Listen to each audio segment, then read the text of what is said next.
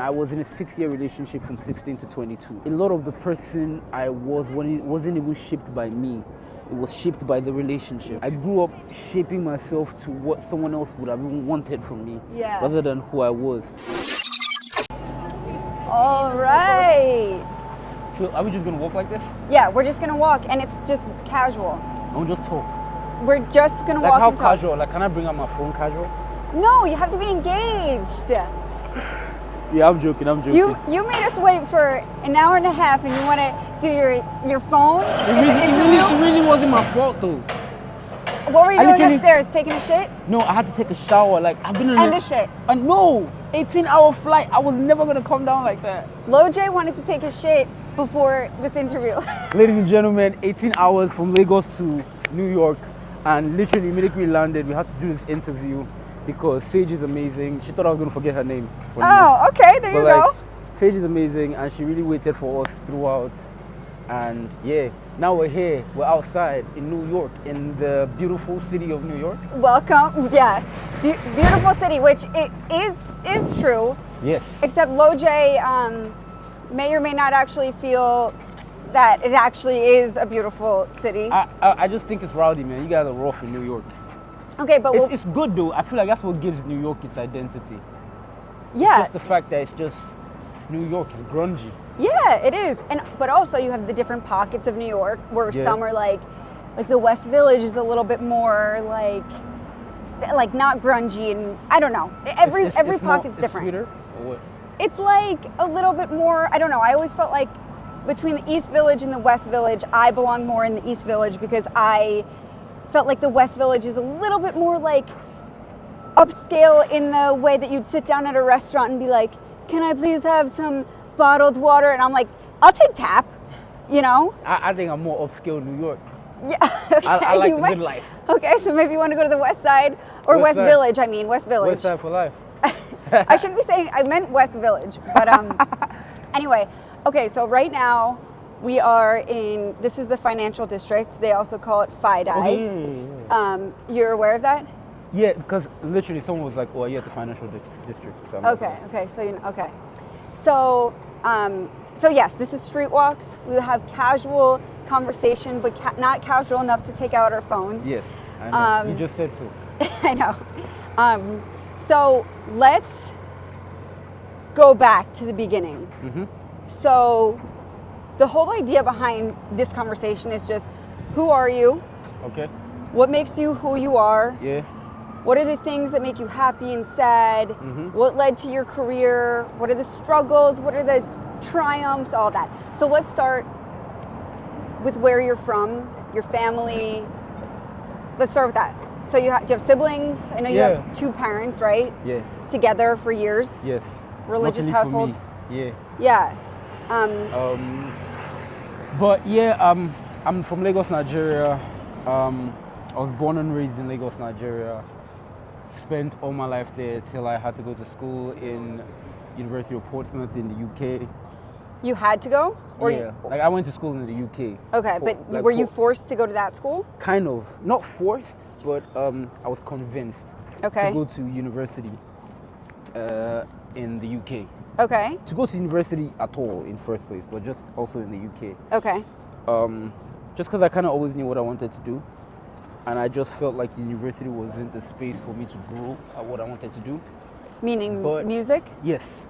But at the same time, it's also a decision I don't regret because I learned a lot of other skills that make that make everything just come together, especially like in the business space, because I studied marketing for my first degree, business and management for my master's degree, and from that I just learned how to like navigate myself in the business space, which has kind of driven me to be an independent artist and stay as an independent artist as long as I could, or as long as I can, whilst I am developing a platform which I can use for myself and for young upcoming artists that come after me. Okay, so I want to talk about, but I'm going to table this, but let's come back to why you want to stay as an independent artist. But I want to dive more into the family and stuff. Yeah. So what was like, if you woke up on a Saturday Yeah. in your house growing up, like, is your mom cooking breakfast, or is it like you're always going to church on Sunday? Like, paint the picture of who's in the house and what the vibe is, if it's comfortable, if you're nervous ever because of your parents. I don't know, like. I mean, like, I lived in a 3-bedroom apartment in Ikorodu for about 14 years, and it was me, my brother, my sister, my mom, my uncle, my auntie, sometimes 2 of my uncles and 2 of my aunties. So we're anywhere from 9 to 7 people in the house at once. Okay, so you didn't grow up like you were stuffing a bunch of people in one house? Yeah. Okay. Like, growing up, it wasn't necessarily like the smoothest. I kind of had 2 lives, in the sense that, like, my parents are together, but I never grew up having them in the same home. Why not? My father would always travel to wherever just to work. Okay. Was never really around. My mom was very present, always around. But when mom was around, life was different from when dad was around. Oh, so how? Like three days in a month, my dad would probably come back, and then everything becomes sweet. You know, you want to eat outside, you eat out, you have fun. It was just more upscale. Okay. Living with dad was like West Side. Living with mom was like, yeah. West Village, but yeah. West Village. But yeah. But why didn't you do that stuff when it was just your mom? She was more of a disciplinarian. She was more prudent. I'll use that word. She wasn't the type to spoil the kids. Okay. She wanted us to be disciplined. She just had a way of raising us. And did you different from how my dad saw it? Did you like her for that, or did I you? did. Okay. I did. We would clash a lot as kid. Like when I was a kid. I feel like growing up, I realized that a big part of that was because I felt more connected to my dad, and like just the life I had there. Yeah. I just felt like here was like a different space. Yeah, but that's also probably because like having your dad home was probably like, we get to go out, and dad's home. Yeah, that's like, what I'm saying. And like if your mom has to be the one who's the disciplinarian. And then with my mom, it's like, oh mom, let's go out to eat. She's like, Yeah. there's food at home. Yeah, and yeah. it's like, oh, do it like this. And it was all discipline. It was all like, it just felt different. Yeah. There was less freedom. I was more nervous just knowing that my mom's back. And I just knew that, okay, yeah, now that she's back, everywhere's going to be like, yeah, everyone has to be sharp. You have to stay straight. And just stuff like that just got me, it kind of made me more connected to my dad. Growing up as well, I mean, I kind of realized that, like, that was kind of messed up because it just felt like my mom did all this work, just like being such an amazing mom.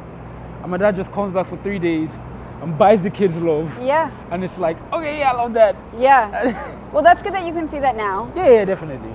And then I also don't think my father's intention was to buy the love, but it surely came off as that. Yeah. Yeah. Well, he probably was also excited to be home and to be able to make you guys happy like that. Probably doesn't want to come home and be like. Yeah, he's super hardworking. Like, he's the kind of person that, like, he could go weeks with probably like 2 hours of sleep each day. Oh. Just trying to like work and just make sure. And Lagos, Nigeria is really rough. It's really hard. You got to do like 2-3 times the amount of work to get like the same result in some things. And I know a lot of times he was just putting in the work. And the little time he had to spend with us, he kind of just wanted to make it as worthwhile as possible. So that's why he would go all out and everything, yeah. I get that. If you can sum up your childhood, all the way up to like 18 or whatever, what are a couple of words, like 1 to 3 words that come to mind to describe it? Like I said, it was mixed. Like I had a bit of both worlds, to be honest. There were good days, there were bad days. Sometimes I would just cry. How come? I know. It was just like a thing of looking back at it. I think I just had like anxiety. Like I would just have like anxiety, just being where I was, being scared for the future, being scared for my life, being scared for just being unsure. And where I grew up can make you feel like that. It was so grungy. It was just, and then there was a period when I turned 14, I think. We moved to like the nicer part of town, and so there was a different, there was almost like there was a different vibe there. But even like growing up, like where I was initially, Ikorodu, you can just ask anybody about Ikorodu in Lagos. It's not the most fun place. But we still had like people around us just from like church, because my mom is very religious, she's a pastor.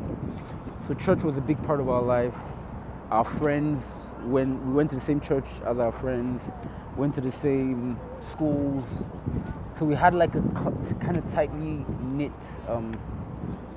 let's call it a community. Yeah, like community. A group of just people from the same church, same households, type of thing. Yeah, and that's so nice. But how old were you, or what age range were you when you were just crying and feeling anxiety?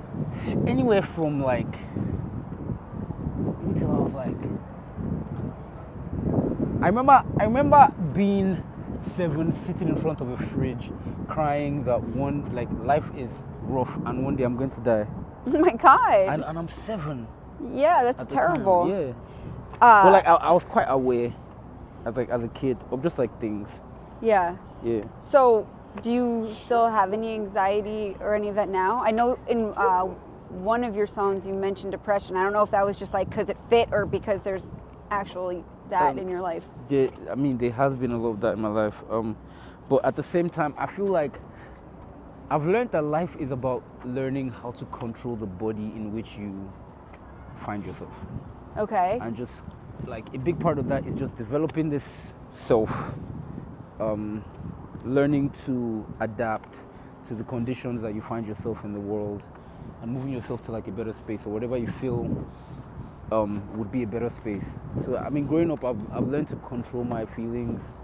I've learned to understand why certain things happen. I've learned that what was going on with me was anxiety. So how did you learn that though? I'm quite self-aware, and I'm the type of person to do something about it if I notice something. So me just noticing that like I get anxious at certain times, I just started to just look up like anxiety, ADHD, all of that. And then mind you, I never had the balls to go to like an actual therapist for them to tell me that this is what's wrong with you. Yeah. Because I'm just scared of everything that they can just unpack. Yeah. I heard you say that you haven't been to therapy, but you believe in it. Yes, I do believe in it, but I'm just like, I'm not ready to unpack. So, because there's so many things that I know you're gonna have to unpack, and I'm just scared of unpacking those things. Yeah. So it's like, any of those things that you want to mention now? No, just my own personal, just problems with my family problems. My dad wasn't around a lot. That affected me a lot. Like, that affected me, especially because he was like my best friend. He was like the closest person to me. So like a lot of times, just his absence got me anxious, got me scared, got me thinking, got me worried. But how does that affect you today? Through anxiety and stuff? I think now I've learned to deal with it better. Okay. Like I've learned to just like I had to do a lot of like self-healing for myself and just like self-forgiveness and like forgive even like the people that I felt at that, like people in my family that I felt at that time wronged me or did not help in certain situations. Like I said, like there was a point in time where I would just sit and cry. No. And it was just based on anxiety, but like even the people in my house sometimes, my uncles, my aunties, they didn't know what was going on. So it's like, why are you crying? Yeah. It's like, yeah. Okay. And next thing you look like you're just being a problem. It's like, you're not being a problem. You just really have things on your mind that you can't explain. Yeah, I get that. Let me just pause to tell you, this is the Brooklyn Bridge. Yeah. Which, like, if you have time while you're here, you should really walk over it. Yeah. It's just like one of those New York things you should do. So is that Brooklyn right there?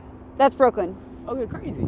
And then the blue one is the Manhattan Bridge. There's like a Soho house there, right? I don't know where a Soho house there, I promise you. I know there's a Soho house. I forget where it is. I feel like it might be in the West Village. Is it right there? No, I don't think it's right there. I promise you, there's something right there. Why do you think it's Soho House? I remember I went to a Soho House in Brooklyn, and it was right. You could see like the Brooklyn Bridge, like right there. So I think that's the building right there. Maybe. It's giving like the exact angle I can see the bridge. Okay, because the Soho House I've been to, actually, I think. Wait, was it Soho? I don't remember. But I know I've been to the one that's in Manhattan, and I think it's like the West Village. I could be wrong. The one I was in Brooklyn. That one I'm sure. Okay. Brooklyn, So you might be right. Huh? I said you could be right, but here we are. This Might be wrong is too. like. Do you like New York now? Let's go. I like Lagos. You guys should come to Lagos. That's what I think. I would love to. I feel like if you come to Lagos, you have a very, very different perspective of Nigeria and Africa in general. It's just so much. It's so wild. So what do you love about Lagos? The food, the environment, the people, the nightlife. I know Lagos, so like I kind of know how to like navigate myself. Like I know how to navigate Lagos. I know how to just move. Yeah. I have friends there, family there. It's home. Yeah. Literally, that's what I love about Lagos. So, but you also said before that it's like. Didn't you say something like it's also not the greatest, but you like love I it? I don't think there's anywhere that's like 100% amazing. Yeah, Lagos I guess. Lagos is rough. Lagos is wild. Lagos is crazy, but it's my home. I know how to navigate. I'm used to it. Yeah. Like. Yeah, I get it. It's yeah, home. It's home. So, okay, let's talk about growing up in a religious household and how Yes. are you religious now? Like, give us a little rundown on that. Like I said, my mom's a pastor. Mm-hmm. Still a pastor. I grew up in a very, very religious household. Like literally, like wake up Saturday, Sunday mornings was just church music. Wake up in the morning to like Don Moen or like High Praise, RCCG, and they're just like jamming up till like 12, like p.m. I don't know if this is dumb of me, but would you say High Praise RCCG? Yeah. What's RCCG? So RCCG, there's this big church in Nigeria. It's bigger. They most likely even have they have parishes everywhere in the world, even New York. Okay. The name of the church is RCCG, Redeemed Christian Church of God. Okay. That's the church I went to like growing up. Oh, okay. Interesting. Like, so they had like this a CD called the High Praise. So you had like probably like 30 something like songs. So it was basically just like a praise and worship session on a CD.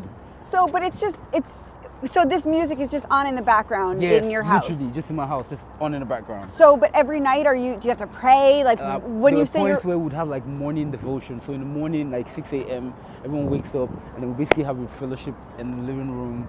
Like literally, Did you like it? I hated it. Okay. I hated it. Are you religious now? I am spiritual. Okay. I don't identify with any religion at the moment. Oh, so interesting. Yeah. So, how does your mom feel about that? She doesn't like it. We still till today have conversations about it. Do you feel like because they were, your family pushed it on you? Let's go to the right here. To be honest, We can go up the stairs or whatever. It doesn't matter. But because it was like, maybe she didn't. I don't know whether you'd call it pushing it on you but like because you grew up in such a religious household, did it make you less interested in it? It made me more inquisitive. It made me ask more questions. It exposed me to a lot more things that just made me be like, okay, why is this there? Why are we doing this? Like, what exactly is the reason for this? Because like, it's one thing if you don't even go to church that much and your only experience with church is on Sundays, right? And like outside that Sunday service, there's really nothing more to learn about the church. But like my mom really like, there was church today, church tomorrow, church for everything. This is happening, that's happening. This church event, that church event. And if anything, it just made me more inquisitive. I had so many questions. Sorry, go ahead. A lot of times the answer was, don't think about it, it's God. Yeah, okay, that would, and then you're like, well, what do you mean? I'm like, no. It's not even like, and I'm the type of person, I used to argue with my mom a lot, because like, I'm like, if it doesn't make sense to me, and someone just tells me to take it, I'm sorry, I can't do that. Yeah, I totally get that. Yeah, like, I don't know if because I was made to think it was a bad habit, but But I still till today stand on that. Like, if you can't make it make sense, then it doesn't make sense. That's not a bad habit. Yeah. That's not a bad habit. But like growing up, it's like, oh, why are you arguing? Just take it like Yeah. that. And it's like, no, it doesn't make sense. Like, there were some things even in the Bible that like I would just look at and I'm like, just for example, like I remember I asked my mom this question, and I'm like, Mom, the Bible says that in the beginning, God said, let there be light, and there was light. That was the first thing he did. But then he didn't create the sun till the fourth day. So where did light come from? And next thing she's like, oh, don't think about that. You can never understand God, blah, blah, blah. It's probably light from somewhere else. I'm like, no, this guy literally said, he said that there'd be light, and there was light. And literally he started going into like dividing everywhere and everything. So it's like, make it make sense. But no one's making it make sense. And it's like, from there, I just started to question the whole thing. Yeah. But then it wasn't a thing of like, oh no, everything doesn't make sense. I know that there are parts of the Bible that make sense. There are teachings in the Bible that if you apply to your life today, it can help you. Yeah. And those are the things I just take out from each religion. Because Yeah. it's the same thing with Islam, it's the same thing with Buddhism, it's the same thing with Judaism. Every religion has like the pros and the cons. Yeah. They have like something you could potentially take out of it. Yeah. And that's why I say I'm spiritual, Yeah. but not religious. I Yeah. don't identify with one religion, but anything that can uplift me spiritually, uplift my life spiritually, I'm not going to ignore it and act like, oh yeah, it doesn't matter. It does matter. Yes. And I take things like that. Things like meditation. It's literally prayer. Meditation is literally prayer, but like we just tag it as different things. Because literally prayer is sit in silence and say the things you want to manifest into your life. Yeah. And that's kind of what you do when you're meditating. It's like, let's sit down, go through my head and manifest whatever I feel like I want to manifest in my life. But It's except religion is tied to whatever you're supposed to Exactly. believe or and it's decide like, to believe. Everybody tries to make you believe in one thing. And if you don't believe in that one thing, you're going to go to hell. Yeah. And blah, blah, blah. It's like, it won't even make sense. The concept of even like the heaven and the hell, it's like, are you trying to tell me that I live all my life doing the right thing? Then maybe like something happens to me that triggers me, maybe in my last year of my life, not being in the best space, and I'm probably mad right now and I'm being mean to people, and next thing I go to hell. Yeah. And someone lives like 30 years of their life doing like Everything the wrong right. thing. Yeah. And then they yeah. spend like maybe like 3 months doing the right thing and they go to heaven. Yeah. Yeah. I totally get it. Okay, so then you go to college in the UK. Yeah. Was moving from Lagos to the UK super weird? No, because I already used to go. Like I was used to being in the UK. I used to travel a lot when I was young. Oh, okay. And so like adapting to like, the only thing I was probably like a little bit tricky was just like changing like to like the UK style of learning and teaching and all that, just going into their school system. But it wasn't anything I was like out of my ability or too hard for me to do or anything. Okay. Yeah, that makes so sense. just And what did you study? What was your business, major? marketing for my first degree and business and management for my master's degree. Oh, you did. How long does that take you to do a master's? All of them, yeah. So everything was between 2014 to 2018.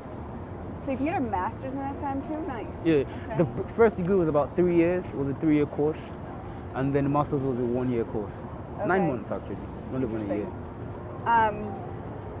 So, okay, I've also heard you refer to yourself I've heard you refer to yourself as broken. I think you were saying this as it pertains to your love life. Yeah. Do you remember this, or does Yeah, it feel no, like no, something no. you'd say? So, can you give us some insight into why? I mean, the context in which I was even speaking was in terms of like past relationships and what the effects it's had on me and everything. And especially when I was making Gangster Romantic, which is like my new project, it was like I wanted to paint the picture of what that really is, if that makes sense. Like I just wanted to paint the picture of where I was at, especially with the new life I had basically signed up to. basically. Meaning And- being an artist? Yes, and being an artist and with everything going up and what that now looks like just from like a relationship perspective, what do my relationships look like now, basically. So what do they look like now? Right now they're very non-existent. But before now, right now I would say it's very non-existent. Two Well, seconds. 2 seconds. I always have my chapstick. No, I'm good. No, I wasn't offering it. I'm a germaphobe. No, sorry, but I just saw him like gesture to you in case he wanted chapstick.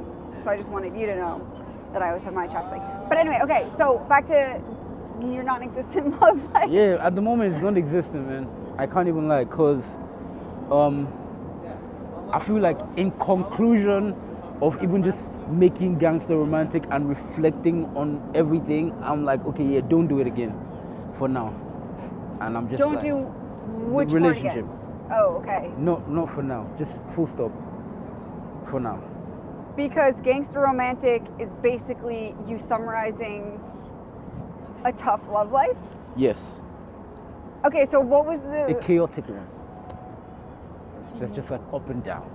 what's been the biggest lesson you've learned in a relationship? Or coming out of one, whatever. What's been the biggest lesson? I mean, I learned a lot about myself more than anything. And I think one of the things I learned was I was broken, though. And what? One of the things I learned was that I was broken. Okay. What And made you I just- realize that? Nothing. I just found myself. I just found some patterns that I just felt like, yeah, this stems from like trauma, and I Like- think I need to heal that before I even start having any type of like serious relationships anymore. Not even just trauma from like growing up or anything. It's just like, cause I fell in love for the first time at 16. And I was in a 6-year relationship from 16 to 22, which really, really defined a lot of things for me. Like what? Just like the kind of person I am now, like in terms of love, I feel like I'm more mature emotionally and like in terms of like relationships than a lot of my peers. I mean, I seem to be. Because whenever I'm just having conversations with them about like relationships, I'm just like, yeah, I don't think we're on the same level. Yeah. But I don't know. I've just found that like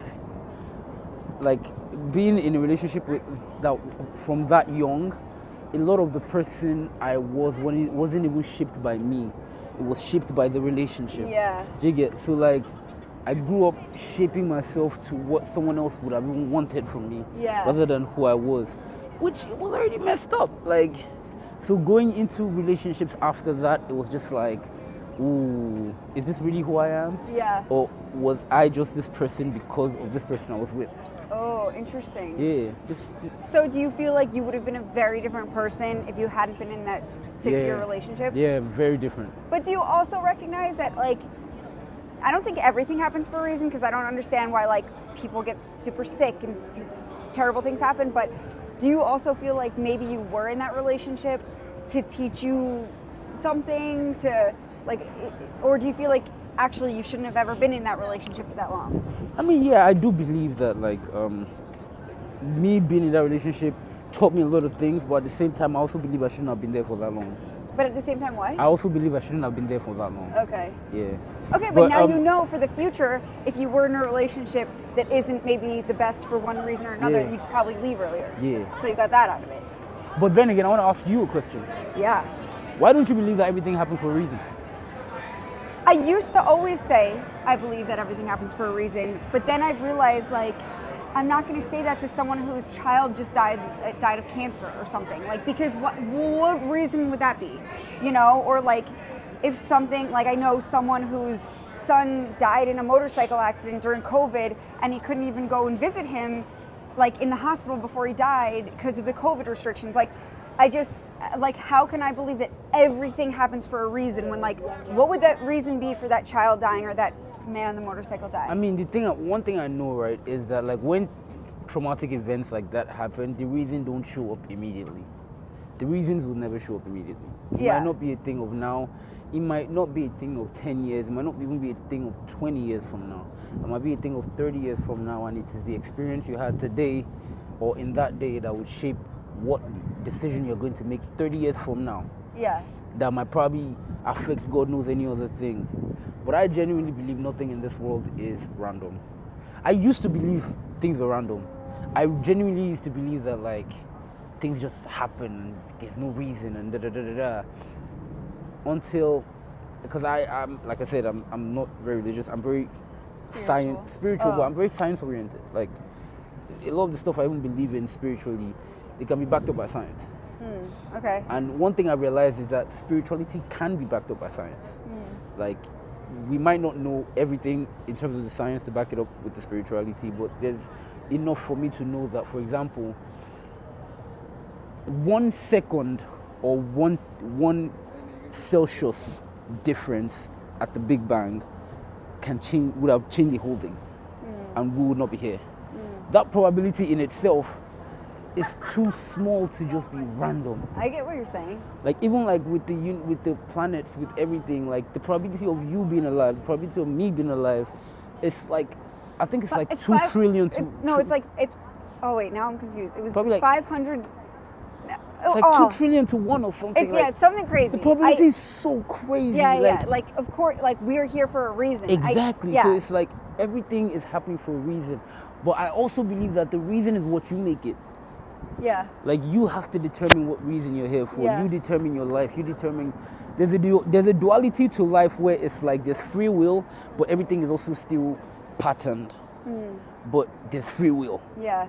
I will say, a woman who is very near and dear to my heart, she always said, or she says, that it's what you do with the life you're given or the circumstances you're given. Exactly. That really matters, basically. Exactly. So yeah, still very difficult for me to apply this to the It's like horrible the COVID things. guy. Yeah. It's like the COVID guy. Whatever he does after is the reason why it happened. No, but the COVID guy died. No, yeah, but like the person who could not go see him. Yeah. Whatever he does with that is the reason why it happened. Yes, but also I don't think he should be sacrificed just for his dad to learn something. We're all sacrificed. God forbid, but one day you're going to be sacrificed, and people you leave behind are going to have to use to learn something. Yeah. And one day I'm going to pass, and the people I'm going to leave behind are going to have to use it for something. Yes, but okay, I think you get my point, but I know what you mean. Okay, but because we're running out of daylight, I want to talk about your music. Yeah. And it's an EP technically, right? Yeah. It's not an album? That's not an album. Everyone thinks it's an album. I don't know why. Well, EPs and albums are pretty much the same thing nowadays, but like, you don't think so? I mean, yeah. I guess you can say that. It's just like the length of the project. Yes. Yeah. But anyway, so tell us about it. It's called GANGSTER Romantic. It is basically a reflection of everything that's happened in my life post Mona Lisa and Love and Attention EP, and everything that just happened like 12-18 months after that, relationship wise basically. And I wanted to just put that into a body of work and reflect on everything and know where I am now, and yeah, that ended up being GANGSTER Romantic.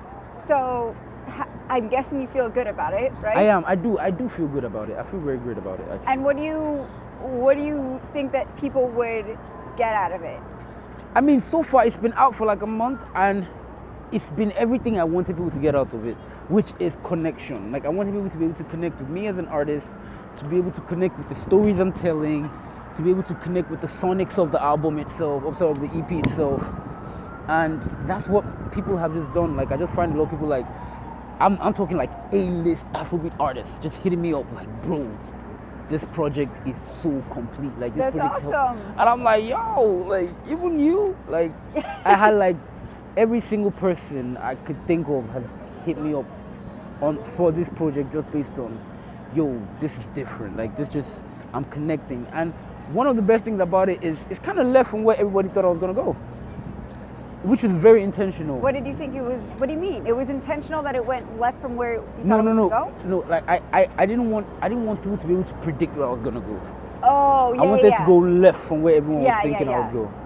And it just happened to be perfect, and it came out at the perfect time, and it just it's doing everything it's meant to do right now. Okay. Yeah. Cool. I love it. What I did want to ask you about when you decided to pursue music, I heard you say something about how you had, like, and of course there are factors, but I'm curious what they were. But you said something like there were decisions that had to be made, like factors to consider when you made the decision to pursue music. Yeah. Did that have to do with your family and their expectations? Like, what were those at the time that? Yeah, most of it had to do with my family and their expectations. Especially my dad. He had really high expectations of me. Was he expecting you to have a typical career? Yeah, typical 9-to-5 career. Oh, don't you see my friends' kids? They're working now. One is a lawyer, one is an engineer, one is a this, and you want to be an artist. Yeah. And mind you, his perspective of an artist, he grew up in a generation where, like, look at the. And I know I can't stop looking at it. But like dogs choose, but keep going. But like His he perspective. came from a generation where, like, his perspective of artists is that they're struggling, like nothing is going well for them. Their careers last like 2-3 years max. You get, like, he had a very flawed, different perspective of artists. Yeah. So like even explaining the whole idea of streaming to him was like almost useless because like it's like, how do you explain to someone who uses a flip phone in 2023 about streaming? Yeah, and who probably comes from CDs and everything. Yeah, my dad don't play no CDs. Like, he don't do nothing. Like, you know all this, like, machine people that they just work, wake up in the morning, just work. They don't do nothing. He doesn't want an iPad. No, he has an iPad, and that's like the most technology he needs in his life. And the only thing he uses it for is just check emails. Like, outside that, nothing. Like, yeah, that's cool though. I respect him for it, but that's like, bro, he doesn't listen to, like, I'm the only reason why he listens to music now. Yeah. Like, prior to me, he just, like, they have like folk, like Nigerian folk music called Fuji music, which he listens to. But outside that, nothing. Yeah. Like, So it was hard for him to grasp this, but now he accepts. yeah, he's starting right? to understand. But the only reason why he even understands in the first place is because I've been able to show him that, okay, I can live a life that I want to live off the music. Yeah. Outside that, if he didn't feel like that was the case, he would still be like, nah, man, you need to do something with your life. So you're proving yourself to him so he's more understanding of it. I'm not proving myself. I'm just doing my thing, and he's like seeing it. Yeah. Because I don't think I ever felt like I needed to prove myself. Yeah. But it's what you're also doing though, even if you're not trying. That's more of what I meant. Like, yeah. And going back to one of the first things, why are you trying to stay independent? Leverage. I just realized that, like, the more leverage you have as an artist before you're signing a deal, the better your deal is most likely going to be, the more flexible it's most likely going to be for you. But the more leverage, what do you mean? Like the more success you've had on your own, basically? Yes, yeah. basically. Okay. So, like, when you've built, when you're able to show that you can stand on your own independently, you can get more. It's not even about getting more. It's about the flexibility. It's about being able to dictate that, okay, I don't want a 3-album deal. I want a 1-album deal. And this is what I want for the 1-album deal. Yeah. And this is what you get. Like, it's different from when they now start saying, okay, we want to sign you for 3 albums. Here's $3 million. Blah, blah, blah, blah. There is no strategy that they're building for you as to how they're going to make the money back. Your entire career depends on what they do. If the person who signs you leaves the company, you can be screwed. Like, and next thing you're basically on $3 million that you can't pay back. So how do you now go back? You get, like, and I personally just didn't see the benefit of that for me as an artist. So early stages, when even Tonongo first came out, the first single off the Love and Attention EP, they had already started hitting me up. And everybody's gonna hit you up. Your first single, everybody's gonna hit you up. Like, every single person from from, I don't want to call no names, but every single label is going to hit you Yeah. up, basically. And they all did. And at that point, it's like, okay, we're a social company, we want to help your career and change your life. Here's this, sign with us, blah, blah, blah. And at that time, they probably give me like for me, it was throwing like 6 figures in my face. And it's like, they want to push my entire career with a 6-figure, what's the name, deal, which probably has like albums and EPs and everything in there. It didn't make no sense to me. Yeah. And with time, I've held out. I have built a company with my manager, Kuratori, management company / label, which we have been using to push our music. We pushed Gangster Romantic ourselves. Cool. What's the name? Moto from Gangster Romantic went #1 in about 6 countries on our own. So now all the conversations I've had post Gangster Romantic has been, oh, hi Lojay, how can we help you? What do you need? Say what you need. Yeah, as opposed to the opposite. We can help you, yeah. Exactly. So now the conversations have been smoother, they've been more flexible. I'm making my decisions. I'm the one choosing what I want. I'm the one putting on the table that, okay, this is what I want to do and this is what I don't want to do. And like, everyone just seems to be in line now because they've seen for themselves that, okay, this guy can do it with or without us. Yeah. But we're trying to jump on the train. Yeah. So cheers to that. Thank you. You're welcome. Yeah, it's not just me, it's everybody. It's my team, everybody. That's cool. Yeah, because really. you're believing in yourself and you're not Yeah. giving up on yourself so you can build what you want. And luckily, like I said, I marketing for my first degree, business management for my master's degree. I'm surrounded by people who have business degrees as well. We know the business. Yeah. How did you find your other? Everybody in my team, I've known them for at least 5+ years. I'm only saying 5+ because of my manager. My manager is the person I've known the shortest actually. Okay. For about 5 years now. His partner in the management company, Ife, right behind. I've known Ife for like 10-12 years, probably more. Amara as well. I've not known Amara too long. Amara is very new to our company, but she's amazing. She turned around just as you said that, but I don't know if she heard you. She's a very, very key part of the company. She's the head of the label, and she keeps everyone going. Cool. She keeps everything going. Anthony's my manager. We got Suchi. He's my brother / stylist. Oh, cool. Like, so it's my whole team is filled up with family. And who's this again? Ife.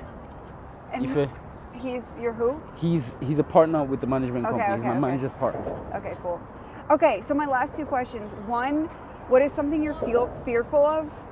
And 2, where do you want to be in the next 1 to 5 years, however you want to explain it?